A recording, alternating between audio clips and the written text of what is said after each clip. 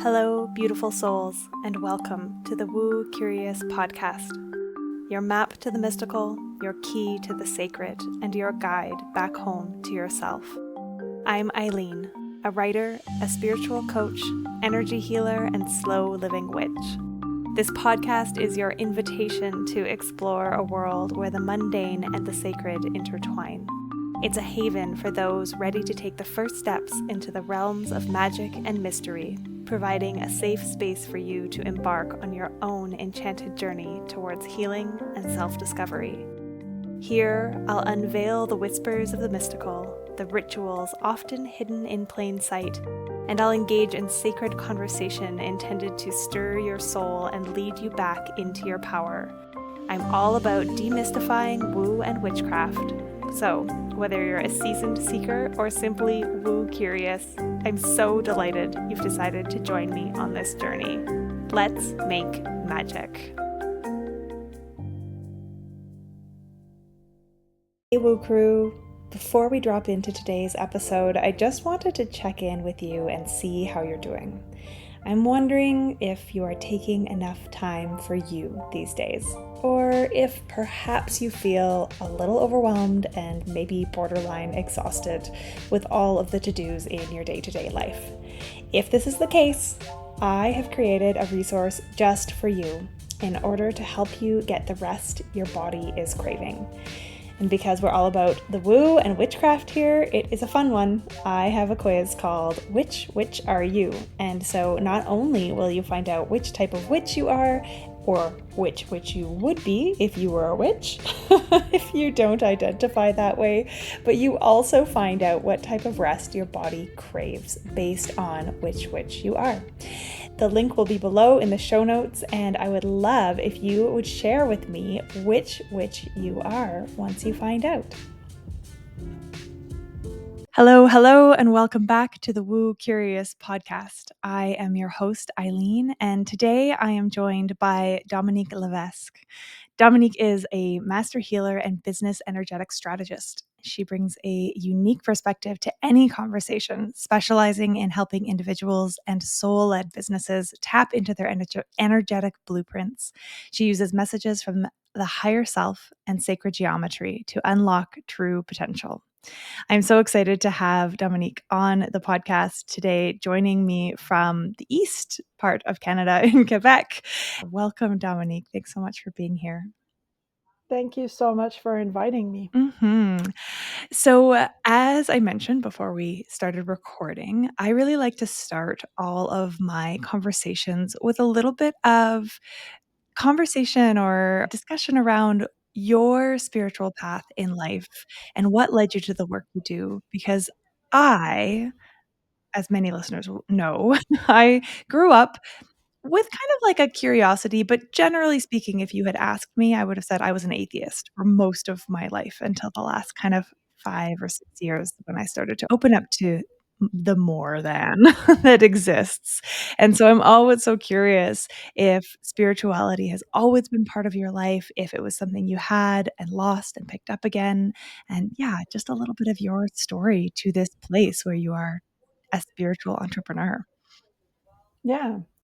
So I grew up in a Catholic environment. Mhm. I would also have said that I do not believe in anything, even though I went to church, I served in church, and so forth. And the reason is they taught me to not speak about spirituality. Mm. They taught me to say what I was told Mhm. and what they had understood of their sacred book, so the Bible, and nothing else, Right. because everything else was wrong, right? And so I would probably have said the same thing as you. Although I did believe in God, I did believe in higher powers. I saw golden energy around people. I think that I've always, all my life, saw auras. Mhm. I didn't know what to do with it, and I didn't know who to talk about that with. Right. And so it's not that I forgot it, but I was taught, conditioned to not talk about it. And I did it until I got really sick, like really, really sick, put in a psychiatric hospital. I was seeing black holes. I could not function. And the psychiatrist was a French psychiatrist. And she said to me, "Well, you're not sick. You just don't talk enough." And I'm like, "What?" Hmm. Well, you don't ever say what you think. You don't say who you are. You just do what you're told. And this will always make you sick. And then she's the one that maybe reawakened me to the fact that if we keep all our energy inside, it's not meant to stay there. We're meant to get the information from our inner selves, but in some way, have the energy move out. Mm-hmm. I love that. It's very wise and very much, it ties in not only with the spiritual side of things, but the scientific side of things as well. Like thinking about the book right there, Gabor Mate's The Myth of Normal, and how those of us who don't express our true thoughts, feelings, beliefs, needs, we often end up physically ill. And so it sounds like that was part of what was happening for you. Oh, yeah. Yeah. So how did you go from that place of having the curtain pulled aside, as it were, having that awareness, into starting to develop your skills and following this path to where you are now? I think I was very privileged because I had the entrepreneur mindset. I was not the best employee because I worked in hotels and hospitality, food and beverage, and I would walk into the places and see everything that was not working. And Mm, right away, I just wanted to fix everything on an energetic level because I understood very, very young that even if you move a chair from one place, it might move the energy, but if you don't move the energy with it or clear the energy, it's not going to do anything. And I had to learn how to do that. We're talking about 30 years ago, mm, right? With words that were more accepted in the business industry. right. And this is how I came to do that. I worked on in hotels for their openings. Okay. So I don't know if you know anything about hospitality, but super quick, Yeah. 34% of the employees will quit after the first 3 months Wow. when you have an opening because it's so hard. Yeah. Yeah. Because it's a new hotel. They come, they think, or a new bar, or a new restaurant, they think everything's going to be perfect, but It's nothing not. I've is. been in the restaurant industry for years, so I have a sense of that. So the big change, they will call in opening teams to make sure that the core team will not break out Right. Right. during the opening. And so this is who I am. So when I walk into these places that are starting up, that are opening, I see where the energy is going to get stuck. Right. The difference between 30 years before and now I will tell you everything is energy. Energy is everything. And you have this blocking the entire energy of your place. Right. Where before I would have probably make a 12-page report telling you exactly the same thing in very business Right, words. right. So almost like a confidence in claiming your gift and how it actually works as you get older. Yes, Yeah. exactly. Yeah, I think that's true for so many of us, especially and perhaps not especially, maybe it's everyone. Obviously, I'm a woman, and so I speak from the experience of women, but as we approach kind of middle age and beyond, as we stop being able to pretend like we're society's perfect little, model of either maidenhood or motherhood, we start to give fewer fucks. We're we're allowed to swear on this podcast, by the way, if you're Good, yeah. good. I was trying to use proper words, but I'm happy to hear Yeah. that. I used to co-host this with, another witchy woman, Ellie, and she has, like, a hashtag that she's popularizing, and it's hashtag FTP, which is "fuck the patriarchy." And so, Yes, indeed. the roots of this show are there, but it is interesting as we lean into and embrace our gifts and start talking about them, how it gets to the point where, like, if you don't like this, if you think this is too out there, too woo, you don't need my services then. Yeah, but Eileen, the thing is that I believe there's higher levels of consciousness where we get our information. Everybody knows things that we have no idea where we got it from. Mhm. I'm not special. I'm a very normal person living a very normal life. And sometimes I'll be talking to people about things I have no idea what I'm talking about, but I actually am saying things that are right. Mhm. So we all have access to these things. It's just, do I want to have access to it? Mhm. First of all, do I want to hear it? Second, and then do I want to be the ground for that information to be told everywhere, right? Mhm. So when I walk into a hotel or a bar, which I don't do anymore as much, and I tell them, your guest will never go to the front desk because this color doesn't work, because this furniture doesn't work, because the music doesn't work, because you have like this in the entrance that is blocking the energy. I use the word energy, and people are not scared of that anymore. Yeah. It is way more accepted and understood than it was before, even if they don't really understand. Because by the fact that I'm accessing all these levels of consciousness, my energy helps the person that I'm speaking with also access that unconsciously. Yeah, and yeah, you touch on something very true, that this kind of these ideas are becoming much more common and spoken of and mainstream. It's easier for those of us who are really tapped into it to speak of it and be well received, whereas even 10, 15 years ago, you'd get looked at like, "Woo." Yeah, Yeah, definitely. yeah. So how did you begin to trust those those knowings that you were receiving? Was it something you always had a trust in it, or was there a time when you had to kind of consciously say, "Okay, I'm going to start leaning into these things that maybe don't make much sense or that I don't know where they're coming from and trust them?" Yeah, that's actually very interesting because a lot of people will probably recognize themselves into that. I always thought I was very impulsive. I Mm. always thought I was like a rebel, like, why can't I just listen to rules? Why can't I just go the path that everybody is going to? Like, why am I seeing things differently and wanting to do things differently? But it was like my legs would walk towards what I wanted to do, right? Mhm. And then I was like, oh, I'm just very impulsive. But taking that as the negative side of being impulsive, Right. like I'd be in one country and then get offered a job in another country. I'm like, oh yeah, I like that, and I'm just gone. That's like me trusting my intuition. Now I know that's what it is.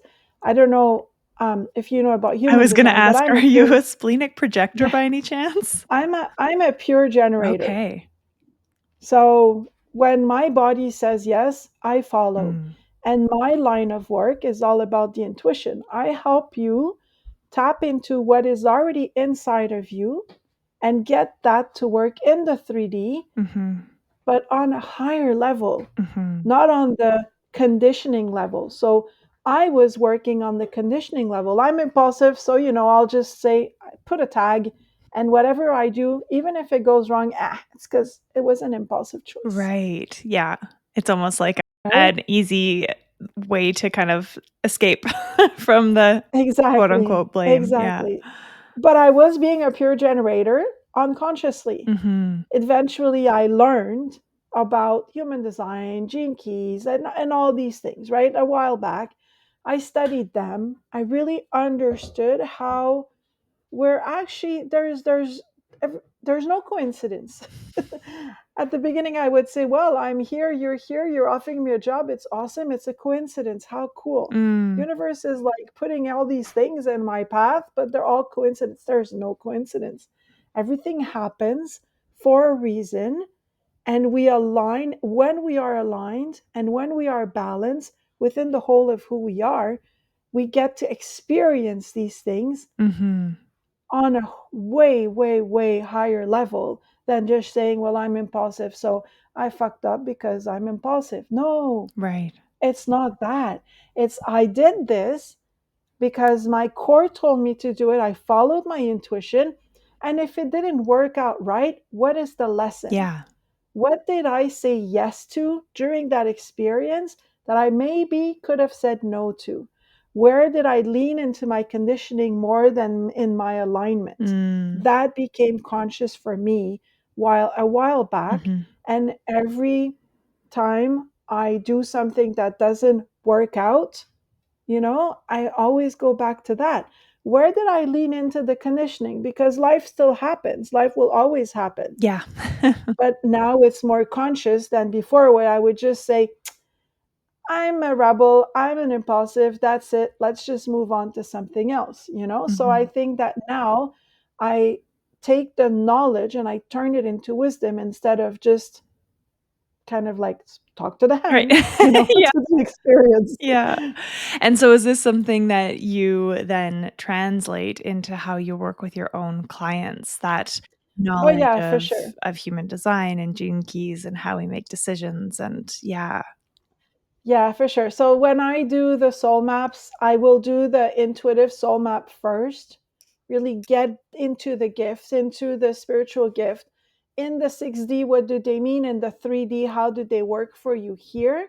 And then I will bring in the readings Mhm. so that scientifically you can really understand, because everybody understands in different ways, Yeah. that they are meant to be. Now let's adapt, Right. let's realign, let's balance, or let's grow. There's always ways. Yeah. Yeah, it is. It's such a fun world. I learned about human design about a year and a half, I think, ago, and I'm constantly fascinated by it and how much everything started to make more sense once I understood it. Even more so than with astrology, I find. It's like that level deeper of understanding that operating system, really, of how I'm moving in the Yeah, world. it's really the core of your soul, right? Your soul had a plan, Mhm. and that plan is written on a map, and that is the map. You Mhm. don't have to follow it, you don't have to believe it, but it's there. Right. Yeah. Yeah. Did you ever struggle with a sense of so this is something that just came into my mind because it's something I sometimes feel every now and then where I have a moment of pause and I'm like, "Am I making this all up? Like, am I going crazy? Have I lost the Oh plot?" my god. Is that something that's I familiar? All the time. All the time, because I think that what we do, even though it is more accepted and even though it is now part of a lot more people, everyday lives, we also are experiencing, I don't know if we're experiencing, or we're still kind of like looking from afar, the rise of artificial intelligence. Mm, mhm. And artificial intelligence, at this point, you can just go on and have conversations with it, and it's going to give you psychic answers. It's going to give you spiritual answers that are very good.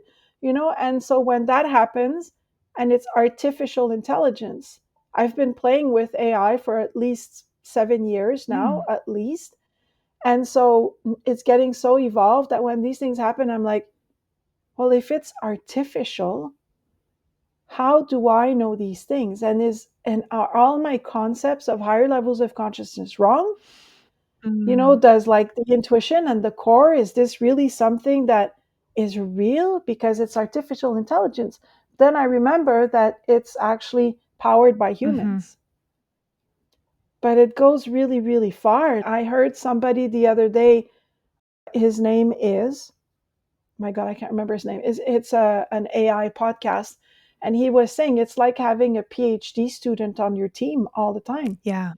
and it's incredible. But yeah, when that happens, I do wonder, did I make it up? Because if artificial intelligence already knows what I know and more, you know, where does that come from? And then I remember that it's a human, and that the human touch, AI can't give that. Yeah. And then I calm down. Yeah, and there's, like, that sense of collective consciousness. For me, AI gets to tap into the collective consciousness, and kind of like the idea that's bubbling up in my mind is, you know how when a crossword puzzle comes out, the next if you wait a day to do it, you will do better because so many people have already solved the crossword puzzle, The and the energy. energy is there, and the collective unconscious knows the answers, even if you don't. And so, like, they've done studies on this where you wait a day and do the crossword a day later, and you're going to do better than the people who do it that first morning. And so it's almost like AI gets to kind of tap into that collective unconscious because it has access to all of the information, whereas a single human doesn't, and yet we do. And so that's where the magic comes This in. is so interesting, and yet we do, because we also can choose which level of collective consciousness we want to pick. If you go on AI and your conversation is very basic, it taps into a very basic collective Mhm. consciousness. And then if you go deeper, it taps into a deeper collective consciousness. We can do the same. I used to say something that people would like really look at me weird. And I said, whatever Einstein, Gandhi, Buddha, all these people had in their head, you can tap into that. Mhm. If this is your choice, if you decide to, we can stay in the conditioned collective consciousness. We can go higher and higher and higher as much as we want to, but we need to be aligned. Yeah. We need to be open to receive. And this is where the 3D is very dense. And this is where the work is so interesting. Yeah. Yeah, and that opening is vulnerable work. I think that's part of where having somebody who can help guide and show the way can be really important on an individual's spiritual journey, or if you're looking to help, looking to tap into your energetic blueprint, as it were, and open to those messages. It is, if you're not practiced at it, and even if you are, it is sometimes quite uncomfortable and vulnerable feeling, and kind of kind of scary. So I imagine that comes up for you as you work with people, kind of holding that space and helping them open in safety. Yeah, for sure. I always like to use the visual as the hanging bridges, Mhm. and they're like, I'm going to help you cross that gap. I'm going to hold your hand, and you're going to be so aligned and so balanced that even if the wind comes, it's not going to make you go over the bridge. Right. We're just going to walk across the bridge together, but it's scary, especially if you're afraid of heights Yeah. or afraid that the bridge is going to fall or anything, like the conditioning is all those scarcity Mhm. thoughts that we have. But if you have someone that says, I've been there, I've crossed that bridge before, let's go, let's do this together. I just feel it's always nicer. Yeah. Yeah, it is. So I often talk about the fact that we are communal animals. We're not meant to be on our own in this journey at all, and we have become quite isolated in our modern society. We're often way more cut off than we used to be from friends, family, neighbors, and despite all of our connective technology, it is. Yeah, but the people, or let's not go into like any theory here, but the best way to control is by Yeah. separating. Yeah. And so everything is made to keep us in fear, everything is made to keep us in doubt, Mhm. guilt, shame, and separated. Because when we unite and we start thinking, we start seeing how stupid Yeah. all of these things are, and that it doesn't have to be hard, Mhm. and that it doesn't have to be complicated. It can be as simple as, I decide that I am connected to my inner self. I decide that I am open to receiving, and I decide that I hear the messages. Mhm. And then we all her hands, and we use the collective, and we all do this together. This is strong. Yeah. By myself, I am strong. By holding other people's hands, I am way stronger. Mhm. Yeah, I very much agree. And it's something that I think a lot of people fall into on their spiritual journeys, is that trap of individualism, which is so strongly enforced in our society as being kind of the epitome to strive for, to be strong, independent woman. And it's like, Yeah. no, strong, interdependent woman is a much Yes. more natural and more powerful way to move in the world. And it's so, for people who are on that journey, remembering, yes, some of the work is very much like personal inner work. It needs to happen in solitude and quiet, but a lot of the work needs to happen in collective. Hmm. Mhm. Indeed. The Mhm. collective is very strong. You have to pick your collective. This is the First thing when people come and start to work with me, I always tell them, go and empty your email boxes. Get away from all the workflows that you're in. Unsubscribe to everything. See who you're listening to. See who you're watching. See who has access to your soul. And Mm-hmm. clear. Clear, clear, clear. It's the first thing to do Mm-hmm. because you want your collective to be where you want to go. Mm-hmm. Yeah. Clear it out and then intentionally refill it. Yeah. Yeah. So what is the journey that people walk with you? Like, how do you work with people? So usually they will start with learning who they are as a whole. So either with human design or soul maps, or Mm-hmm. both. Most of the time, both. And then we'll work on the conditioning. So, or the possible conditioning to really embody that blueprint of the whole of who you are. Because the more you know who you are, the more you can function in this world to be exactly who you desire to be, or who some people say who you were meant to be. I I believe that we all know. We just, again, Mm-hmm. at some point decide to put a wall between the knowing and the who we are. Mm-hmm. So it's kind of tearing down that wall. So that is the first thing that we do together. And then the people will journey into the collective so that everybody together, they can hold space for each other. In the collective, I have a lot of creative people. So people that, even if they're lawyers, they're always in their head creating something. Mm. Even if they're cash registers, like Mm-hmm. cashier, Yeah. cash register. I understood. Yeah, that didn't work. They're still like, while they're doing their work in their head, they're always creating. Most people have an idea of who they want to become, Yeah. but somehow, somewhere, the conditioning stopped them on their track. Yeah. But that idea is still there. Mm-hmm. So within the collective, we tap into the intuition. We hire our ways of receiving those messages, hold space for everybody else, and go towards that path Yeah. of full alignment. And then when you are there, or well, as you are going there, the universe puts the things in front of you. Everything happens just because. Yeah. It doesn't have to have a reason. We don't know how, but it happens when you align. Yeah. Yeah. I love that. I love it's interesting because it sounds like you work one-on-one with people and then into that group space. And I Yeah, have also been really called recently. I'm restructuring my one-on-one offer because I feel like it needs to not just be one-on-one. There is some of the work that we do that needs that face-to-face individualized piece, but there's so much power in the collective as we've been saying and in coming together as women, and I love that that's part of your offer there as well. I think that that's the way of the future, the way of the past and of the future. yeah, Yeah. exactly. I'm The way of the past. We go back to basics, right? yeah. Yeah.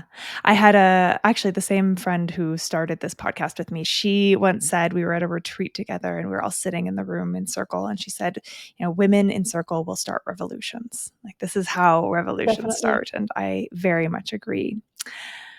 I'm curious because anytime somebody's like drops a tool or a thing that they specialize in that I don't really know very well. So I'm quite familiar with human design.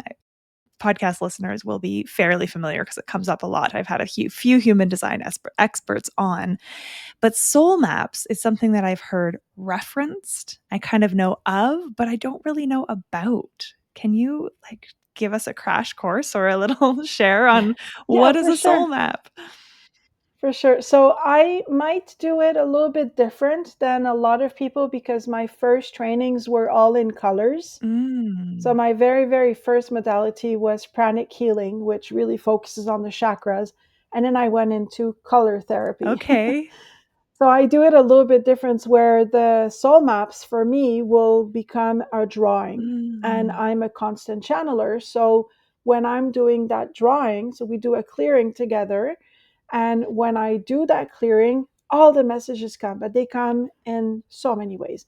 They come in colors, they come in written messages Mhm. like English words, they come in light language symbols, they come in everything. So it does take me about 10 hours Wow. most of the time to do one soul map. Wow. You're not on the phone with me for No, 10 I hours. figured as much. Only 40, only 45 minutes. Right. And then the soul map is really diving really, really deep into your energetic being. Mhm. Because again, we live in the 3D, which is a very dense dimension. Mhm. And I believe that we are hiring the frequency and the vibration, but the amount of density that there is here will keep people still functioning in the conditioning for a very long time. Mhm. And when we are functioning in the conditioning, and we all Yeah. do, even like I'm pretty much awake, Y and I function very much in the conditioning. yeah, We it's all part do. of being a human. Yeah. Exactly. But being aware of it makes the whole Yeah. difference. And this is what the soul map does. So basically, the soul map will say, well, you're a hands on healer. You're meant to channel. I'm giving like examples here. Yeah. Like from your core, I can see a whole bunch of mathematical, sentences. And what does that mean? And then we go into what does it mean? Mhm. Because the soul map, a lot of the time, makes no sense because it's all 6D information. Right. Well, 6D and higher, right? Yeah. But then we live here. We don't live up there. Yeah. So even if Palladians and all these guys would understand what it means, it makes no sense here. So this is where the fun happens, is when we get to take all of these gifts together and make them make sense here. Like once I had a client, she's a teacher and she's a channeler, like so connected, Mm. but she was so afraid of it that she closed it Right. because she's a government teacher in the public school. Yeah. She has to go in a curriculum. But I said to her, when you go and you speak to the kids, if you were to say what you think when you're speaking to them, it would probably resonate in their soul, Mhm. and maybe your classroom would be less chaotic. Right. This is how she can use her gift to still function in the 3D and to feel more aligned with the whole of who she is. Yeah. Yeah. And her purpose gate in human design was the messenger.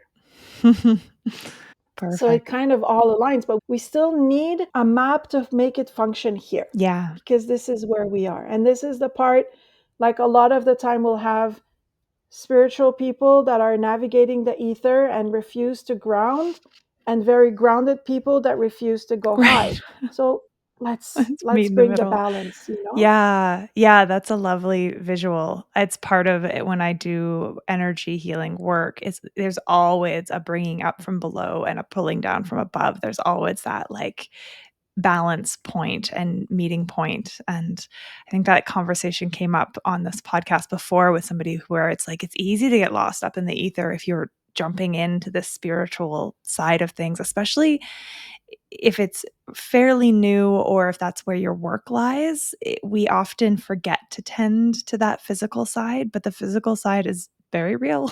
It's still here. It's no more real, but it is still reality. Often it's Yeah. easy to get I think lost. that's why a lot of somatic practitioners are emerging right now, Yes. because we are coming into that step where the frequency is hiring, people are awakening or are understanding or stepping into that awareness, but they don't know how to integrate Yeah. somatics. Yeah, yeah, exactly. Yeah, that tends to be that first spot. Drop into the body, drop into the body. That wisdom lives there.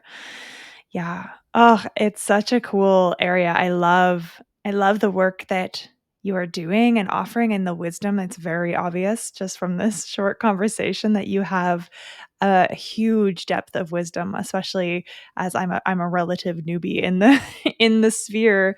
And so it's always wonderful to chat with people who are so grounded and knowledgeable in all of the woo. For Thank you. the I can't take the credit. It comes from somewhere else. Yeah, but you're open to it, right? So there is some credit to be Yes. taken there, I think. For anybody who's listening, who's curious to connect with you, obviously everything of how to get a hold of Dominique and work with her will be in the show notes, but I'd love to invite you to just tell listeners how and where to connect with you if they're interested. Yeah, so on social media, the best place to connect with me would be Facebook. My name is Dominique Levesque, Levesque, or intentioninflow.com. Perfect. So on Facebook, it's Intention and Flow, and my website is intentionandflow.com. Beautiful, simple, easy, and yeah, those will be in the show notes below for sure. Thank you so much for joining me today, Thank for you. making it work. We had a little time change issue where I started using a new scheduling app and apparently left my schedule open from midnight to 9 a.m. And I was like, no, no, I will not be recording at 6. You were very motivated. Yeah, I was like 6 a.m. is a no-go for me, but here we are, 9 my time, noon your time, I suspect. Yeah, Yes. and it's been such a pleasure talking with you, Dominique. Thank you so much for this You're container. so welcome. And thank you, Woo Crew, for tuning in to another week. I will be back here next week with another guest. As always, if you liked this episode, please leave a rating, a review. It helps ever so much. Share and tag us on Instagram or Facebook, wherever you are hanging out. And I will see you next week. Bye for now.